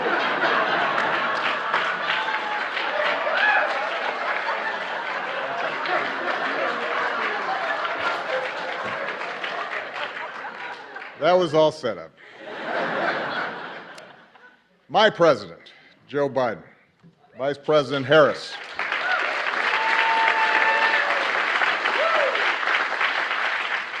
our dear friend, Madam Speaker, Nancy Pelosi, all the members of Congress who are in attendance today, the members of Cabinet, it is good to be back in the White House. It's been a while. I confess, I heard some changes have been made by the current president since I was last here. Apparently, Secret Service agents have to wear aviator glasses now. The Navy mess has been replaced by a Baskin-Robbins. And there's a cat running around, which I guarantee you Bo and Sonny would have been very unhappy about. But coming back, even if I have to wear a tie, which I very rarely do these days, gives me a chance to visit with some of the incredible people who serve this White House and who serve this country every single day. A lot of times out of the limelight. They make this government function, and they help people in ways big and small. And from the outside, sometimes people don't understand just how grueling this is and how many sacrifices people make. Because those of us who are in front of the cameras oftentimes get the credit. But it's a lot of people who are devoted day in, day out to making this country better that matter, and a lot of them are represented here. And that's not just in the West Wing by the way. It's also in the residents. There were a lot of people who looked after our families that I will always be grateful to. So it's wonderful to be back to say thank you to all of you. But most of all, coming back here gives me a chance to say thank you and spend some time with an extraordinary friend and partner who was by my side for 8 years. Joe Biden and I did a lot together.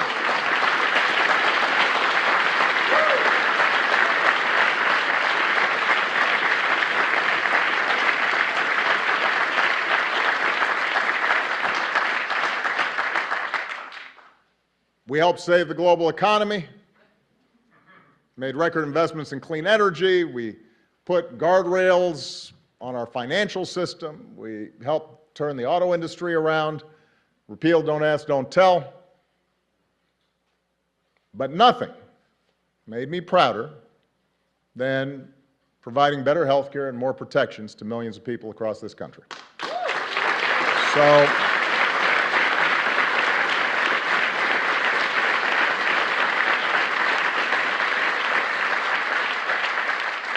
So when President Biden said he was not going to just celebrate the ACA, but also announce actions that would make it even better, I had to show up. I think it's been well documented just how difficult it was to pass the ACA. You can get a lot of testimony here in case folks haven't heard. You know, as a country, we have been talking about reforming health care for 100 years. Unlike almost every other advanced economy on earth, we didn't have a system that guaranteed access to health care for all of its citizens. Millions of people didn't have health insurance, often because their employers didn't provide it or because it was too expensive. But despite the fact that our health care system didn't work well, it was hard to change. Healthcare represents about 1/5 of our economy. That's trillions of dollars that are involved. So there were a lot of different economic interests that were vying to maintain the status quo. And because the majority of Americans did have health care, some people naturally worried that they'd lose what they had. The media was skeptical of past failures. There was a lot of misinformation, to say the least, flying around. And it's fair to say that most Republicans showed little interest in working with us to get anything done. That's fair to say. But despite great odds, Joe and I were determined. Because we'd met too many people on the campaign trail who'd shared their stories. And our own families had been touched by illness. And as I said to our dear friend Harry Reid, who is missed, wished he was here today, because he took great pride in what we did. I intended to get health care passed, even if it cost me re-election, which for a while looked like it might.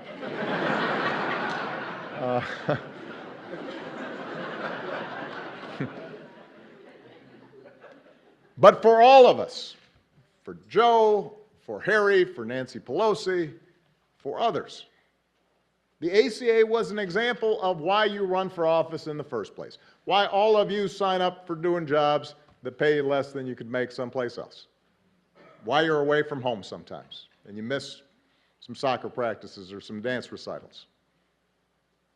Because we're not supposed to do this just to occupy a seat or to hang on to power. But we're supposed to do this because it's making a difference in the lives of the people who sent us here. And because of so many people, including a lot of people who are here today, made enormous sacrifices.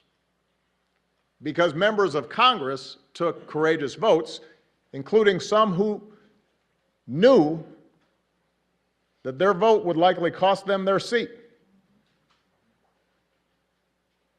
because of the incredible leadership of Nancy and Harry, we got the ACA across the finish line together.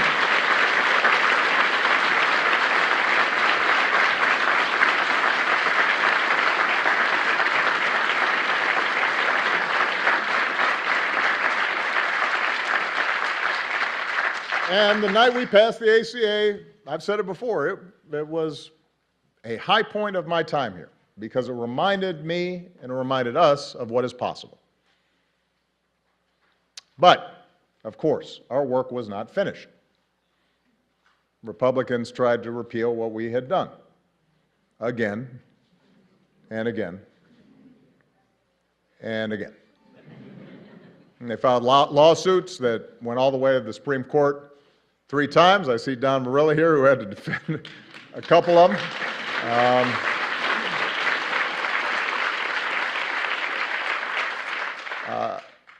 They tried explicitly to make it harder for people to sign up for coverage.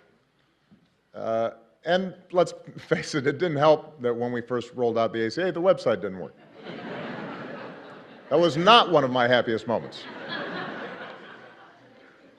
So given all the noise and the controversy and the skepticism, it took a while for the American people to understand what we had done.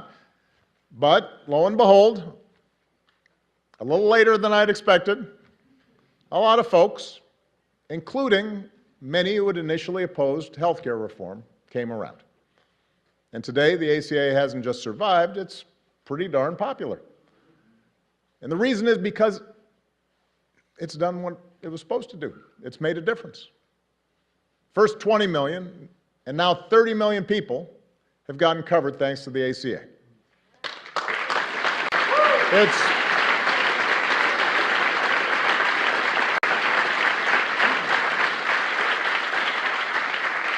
It's prevented insurance companies from denying people coverage based on a pre-existing condition. It's lowered prescription drug costs for 12 million seniors. It's allowed young people to stay on their parents' plan until they're 26. It's eliminated lifetime limits on benefits that often put people in a jam. So we are incredibly proud of that work.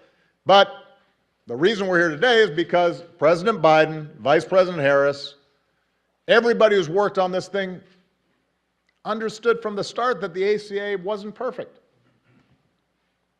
To get the bill passed, we had to make compromises. We didn't get everything we wanted. That wasn't a reason not to do it. If you can get millions of people health coverage and better protection, it is, to quote a famous American, a pretty big deal.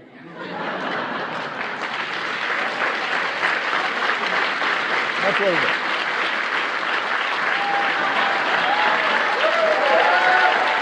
Big deal.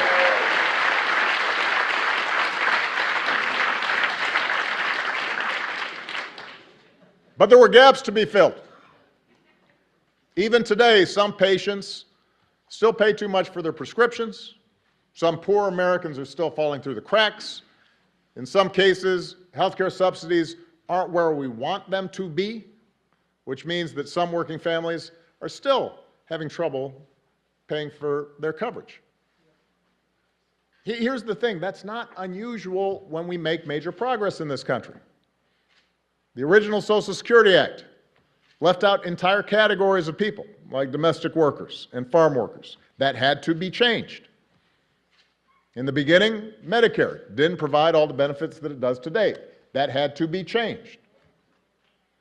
Throughout history, what you see is that it's important to get something started, to plant a flag, to lay a foundation for further progress.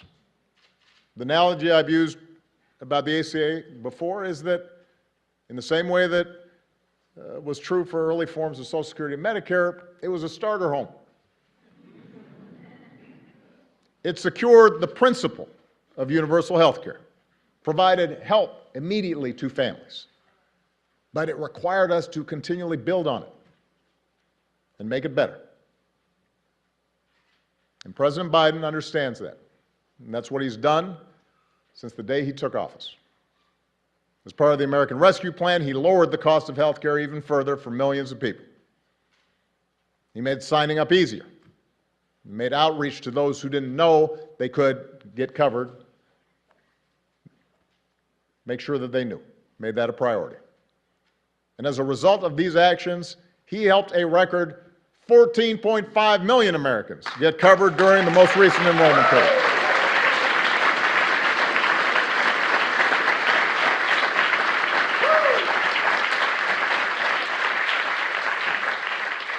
That, ladies and gentlemen, is what happens when you have an administration that's committed to making a program work.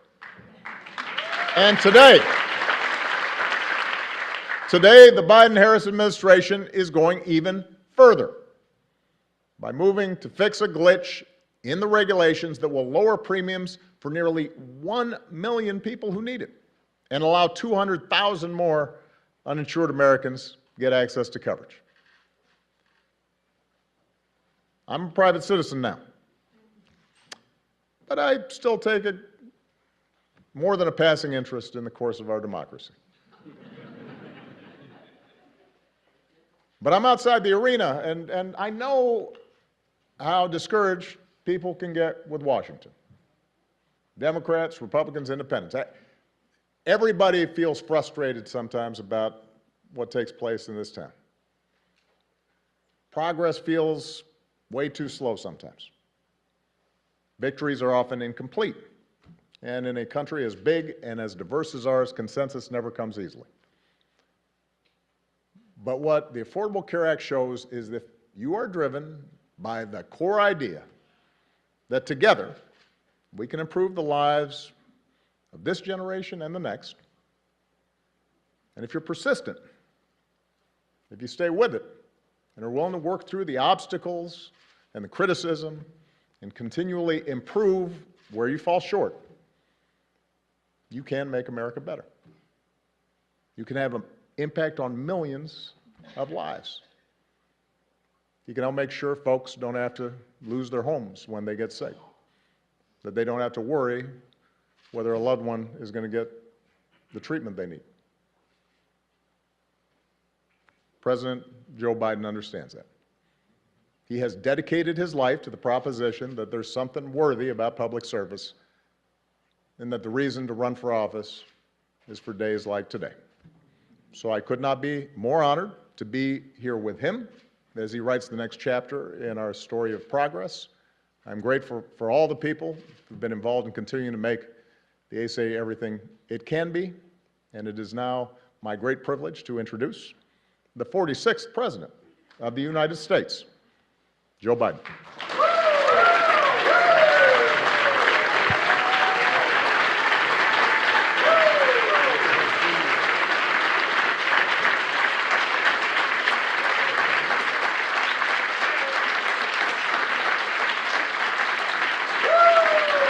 Thank you.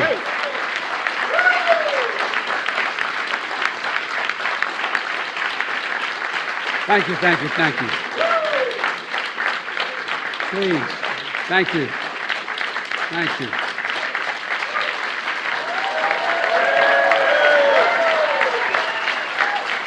Thank you, thank you, thank you. Please.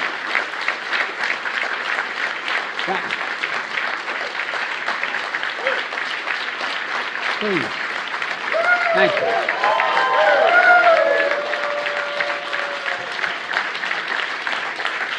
Thank you very much. Please.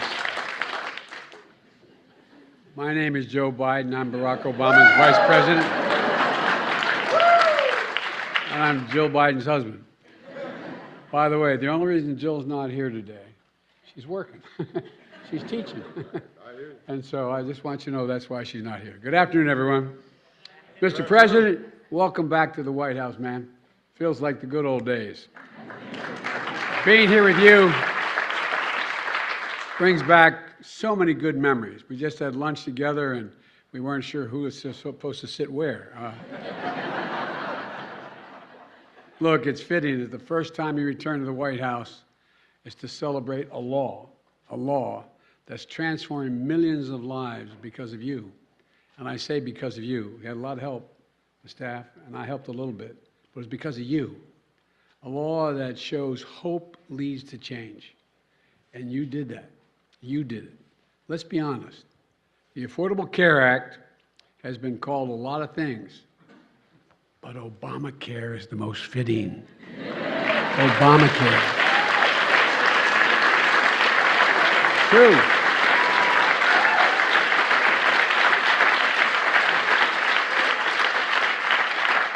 I can tell you all how much Barack Obama cared about getting this done.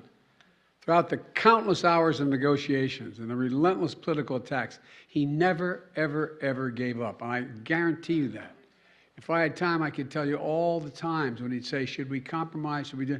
And I'd say, well, we ought to think about it. No, if I do that, then so-and-so won't get covered. This group of people won't get covered. And whether it was after meeting during our weekly lunch, and we met every single day, he'd remind me why we're doing this in the first place. We're doing this in the first place for people who needed it and deserve to be treated with dignity. Dignity. The idea that when you can't afford health insurance for your children, for your spouse, male or female, it doesn't matter. Not only are they in trouble, but you're deprived of your dignity. Barack, you talked about the idea that it was important that we make sure that you couldn't outrun your insurance. I can remember there with Bo, thinking to myself, what would I do if they walked in and said, you've outrun your time, man? And there were still 35 days to live. The things that changed people's lives. We both understood the Affordable Care Act wasn't about a single president or the presidency.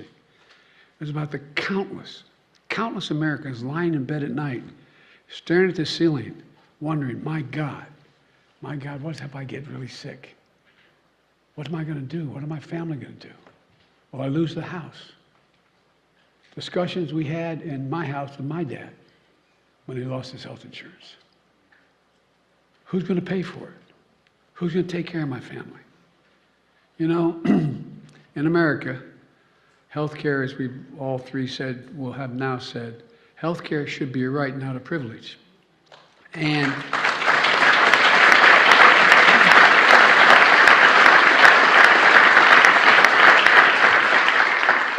with the help of members of Congress, especially Nancy, and the advocates for families who are here today, 12 years ago, last month, 12 years ago, we made a good effort toward that proposition, and it should be right. And Barack, when you signed the Affordable Care Act into law, it became the most consequential piece of health insurance, most consequential piece of legislation, in my view, since the creation of Medicare and Medicaid in 1965. It made a difference in people's lives every day. You just talked about where we were before the Affordable Care Act and what happened in the past 12 years to make life a lot better for people. Well, I'd like to talk about where we go from here, because we knew back then, as the President said, we knew that we had to keep strengthening this legislation. Look, that's why I ran for president, and I promised to protect and build upon the Affordable Care Act.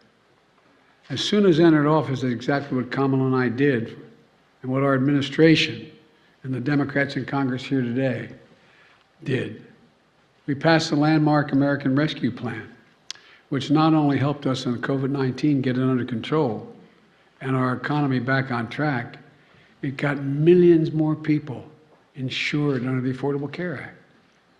It made it easier for people to sign up for coverage in the middle of a pandemic. It opened to special enrollment people and gave millions and millions of Americans more time to enroll. It quadrupled the number of navigators out there in the communities, helping people to sign up for coverage because it's confusing to people. It's confusing. Presidents heard me say when we worked together, you know, they'd say, well, Biden and Obama are doing great on foreign policy. You want to do something difficult, try health care. Not a joke. Not a joke. So we continue to expand Medicaid. Missouri and Oklahoma became the 37 and 38 states to expand Medicaid under the Affordable Care Act.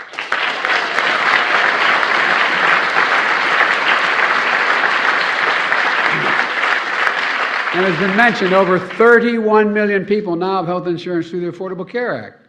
4 out of 5 Americans can find quality coverage for under $10 a month. The average family is saving $2,400 a year on their premiums. That's $200 every single month, available for other needs in their lives, from gas to groceries to other basic necessities. The bottom line is this: the Affordable Care Act is stronger now than it has ever been. And today,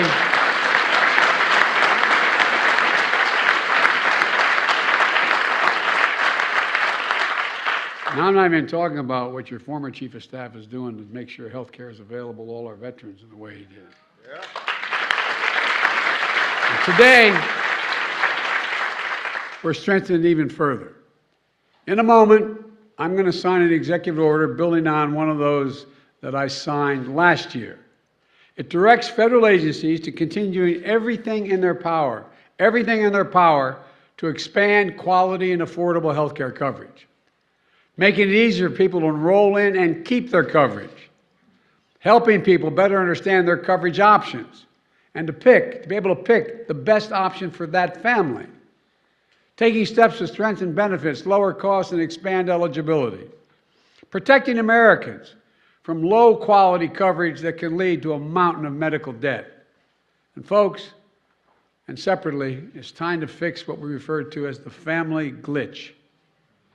Now, the family glitch, everybody in this room probably knows what it is. But it's a common issue facing 5 million Americans who can't get financial help to get coverage under the Affordable Care Act. And here's the problem. Under the current rules, a working mom is told, as long as she can afford employer-based coverage for herself, she can't qualify for premium subsidies to afford coverage for her family. Cover her, but not her family. We're working to change that. Once today's proposed rule is finalized, starting next year, working families in America will get the help they need to afford full family coverage. Everyone in the family.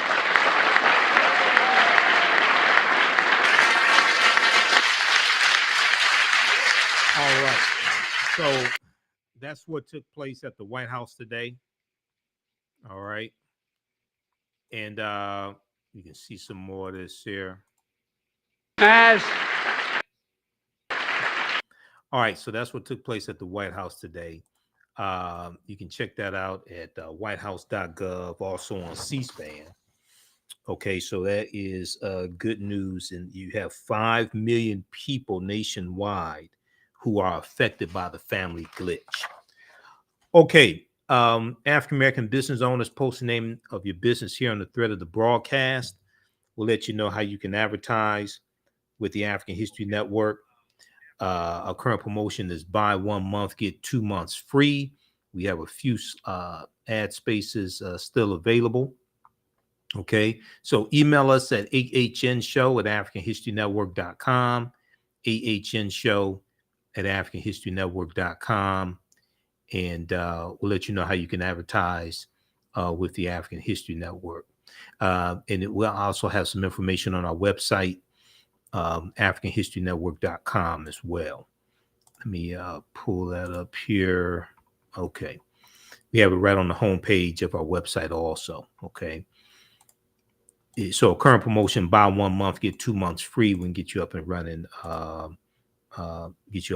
in a day. And your ads, your 30-second and 60-second ad will run in the rebroadcast of our shows and also on our audio podcast platforms. We're on 10 different audio podcast platforms also. We're on iHeartRadio, FM Player, TuneIn, Castbox, iTunes, Blog Talk Radio. So a number of different, we're on a number of different audio podcast platforms also. Okay, and it'll rebroadcast on our social media platforms, the video form of your commercial. If you don't have a commercial, we can create one for you at no additional charge. Okay, 30-second and 60-second commercial. So email us at AHNshow@AfricanHistoryNetwork.com, and we'll let you know how you can advertise with the African History Network. All right. If you like this type of information, also you can support the African History Network. $, the AHN Show through Cash App. $, the AHN Show through Cash App. Also through PayPal, paypal.me/the AHN Show. This helps us keep doing the research, stay on the air, keep broadcasting, and we're celebrating our 12th year anniversary of me broadcasting the African History Network show also. Okay, look, we have to get out of here. Remember, at the African History Network, we focus on educating, empowering, and inspiring people of African descent throughout the diaspora and around the world. Because right now, it's correct your own behavior. It's not over till we win. Wakanda forever, and we'll talk to you. We'll talk to you tomorrow. Peace.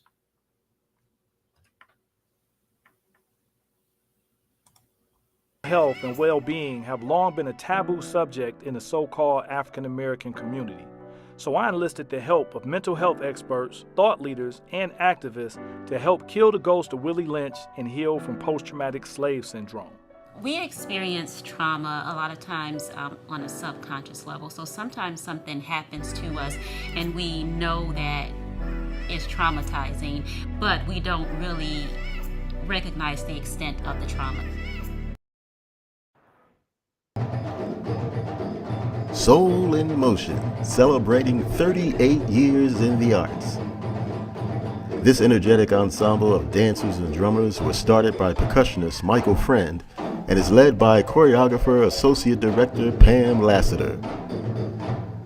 Based in the Washington, D.C. area, Soul in Motion is now accepting bookings for Black History Month, Juneteenth, and summer festivals in 2022. Soul in Motion is also available for more intimate events like naming ceremonies and weddings. To find out more or to book your date, call 240-452-1349 or send an email to info@soulinmotion.org.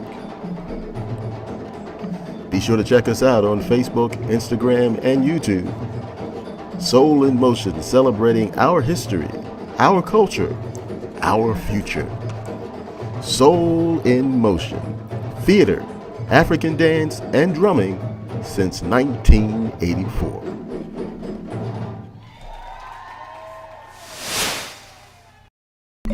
Come and travel with me to a time long ago and place far away. You will experience high adventure and excitement. You are fighting alongside an ancient army in fierce battle. Feel the exhilaration of struggle and final conquest.